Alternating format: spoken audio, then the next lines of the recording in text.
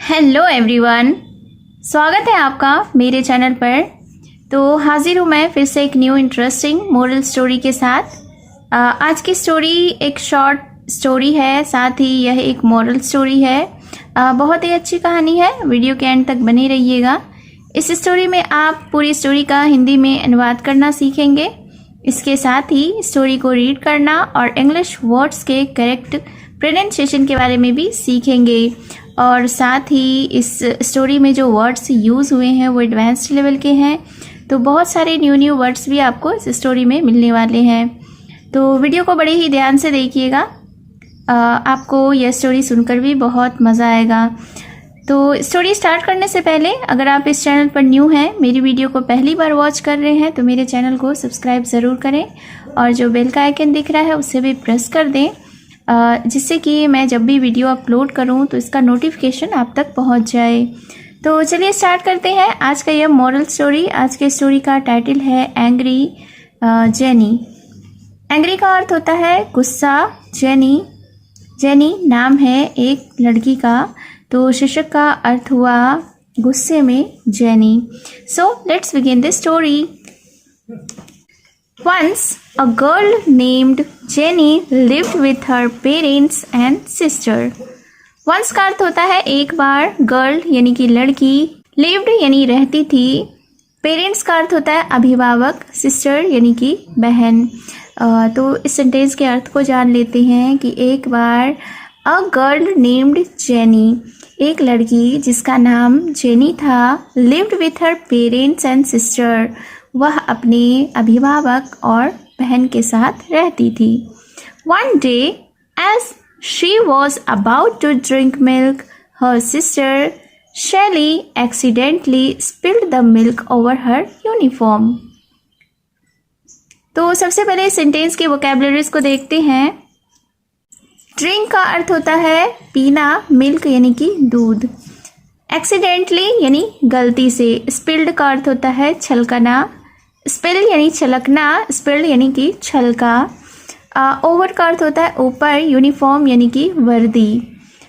तो फिर क्या हुआ, वन डे यानी कि एक दिन, as she was about to drink milk, जब वह दूध पीने वाली थी। अबाउट टू का यूज़ हम उस सेंटेंस में करते हैं जिस काम को हम करने वाले, यानी कि वह काम अभी तक शुरू हुआ नहीं है लेकिन होने वाला है, वहाँ पे अबाउट टू का यूज़ किया जाता है। तो इस सेंटेंस में हम लोग देखते हैं कि अबाउट टू कहाँ पे यूज़ हुआ है। As she was about to drink milk, जब वह दूध पीने वाली थी। हर सिस्टर, उसकी बहन शैली, जिसका नाम शैली था, accidentally spilled the milk over her uniform, यानी कि गलती से शैली ने दूध को उसकी वर्दी के ऊपर गिरा दिया। तो इस सेंटेंस को हम लोग एक बार फिर से देखते हैं कि एक दिन जब वह यानी कि जेनी दूध पीने वाली थी, तो उसकी बहन जिसका नाम शैली था, उसने गलती से जेनी के यूनिफॉर्म के ऊपर, वर्दी के ऊपर दूध छलका दिया। Jenny was furious and shouted. Furious का अर्थ होता है आग बबूला। शाउटेड यानी कि चिल्लाना। शाउट यानी चिल्लाना, शाउटेड यानी कि चिल्लाई। तो jenny was furious and shouted, jenny आग बबूला हुई और वह चिल्लाई। आर यू ब्लाइंड, ब्लाइंड यानी कि अंधा। तो क्या कहा उसने चिल्ला कर कि क्या तुम अंधी हो, आर यू ब्लाइंड। यह सेंटेंस सिंपल इंट्रोगेटिव सेंटेंस है। तो आर यू ब्लाइंड, क्या तुम अंधी हो, उसने कहा। किसने कहा, जेनी ने शैली से। She did not even here Shelley's apiology. Even का अर्थ होता है यहाँ तक कि, हियर यानी कि सुनना। एपोलॉजी का अर्थ होता है माफ़ी। तो उसने यहाँ तक कि शैली की माफ़ी भी नहीं सुनी। As her other uniform was not ironed, she had to wear the same uniform to school. Other uniform, other का अर्थ होता है दूसरा, यूनिफॉर्म यानी कि वर्दी, यानी other uniform यानी दूसरी वर्दी। Ironed यानी कि स्त्री। वेयर यानी कि पहनना। तो इस सेंटेंस को हम लोग देख लेते हैं कि as her other uniform was not ironed, चूँकि उसकी दूसरी वर्दी इस्त्री नहीं की हुई थी। She had to wear the same uniform to school, उसे वही वर्दी स्कूल के लिए पहननी पड़ी। अब यहाँ पे देखते हैं हैड टू का यूज़। यहाँ पे कोई भी काम जब बाय फोर्स किया जाता है, करना पड़ता है, यानी इच्छा ना होते हुए भी, चाह ना होते हुए भी, तो वहाँ पे हैड टू का यूज़ करते हैं। क्योंकि यह सेंटेंस पास्ट टेंस में है इसलिए यहाँ पे हैड टू का यूज़ हुआ है। अगर यह सेंटेंस प्रेजेंट टेंस में होता तो हैव टू का, हैज़ टू का यूज़ किया जाता। तो चलिए आगे देखते हैं। She was further late for school and was punished. Further का अर्थ होता है फर्दर लेट यानी कि और भी ज़्यादा लेट। पनिश्ड यानी कि दंडित की गई।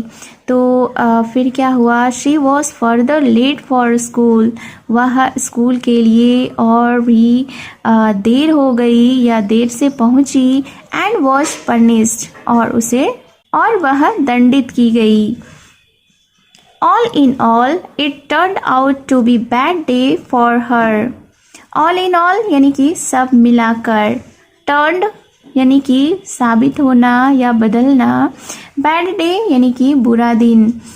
तो फिर क्या होता है कि सब मिलाकर, all in all यानी कि सब मिलाकर, it turned to be bad day for her यानी कि यह उसके लिए बुरा दिन साबित हुआ।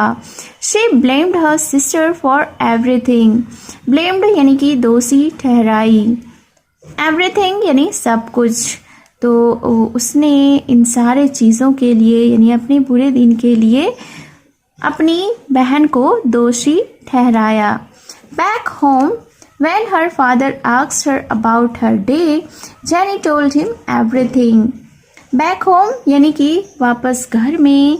When her father asked her about her day, जब उसके पिता ने उसके दिन के बारे में पूछा, Jenny told him everything. Jenny ने उसे सब कुछ बताया। Her father smiled and explained. Smiled यानी कि मुस्कुराए, explained यानी कि समझाया। तो उसके पिता मुस्कुराए जेनी की बातों को सुनकर और उसने समझाया। क्या समझाया? Spilling milk was an accident यानी कि दूध का गिरना एक दुर्घटना थी।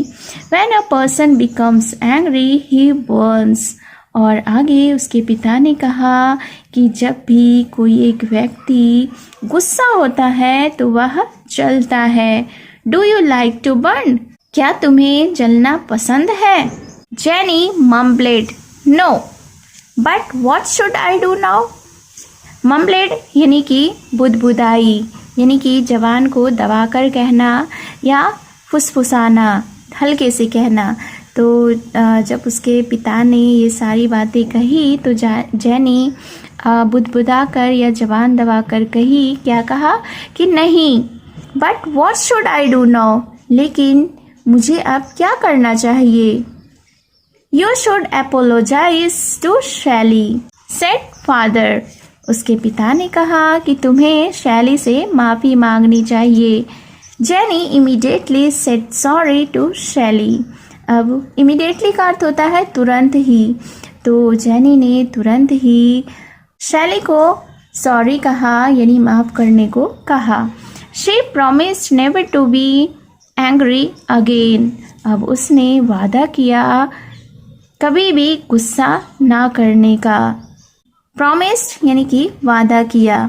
Moral of the story is anger leads to bad results यानी कि क्रोध से बुरे परिणाम होते हैं। तो इस स्टोरी से हमें यह सीख मिलती है कि क्रोध करने से उसका जो रिज़ल्ट होता है, उसका जो परिणाम होता है, अच्छा नहीं होता है, बुरा होता है। So it was the story. I hope you have enjoyed the story और उम्मीद है आपने बहुत सारे न्यू वर्ड्स भी इस स्टोरी में सीखे होंगे।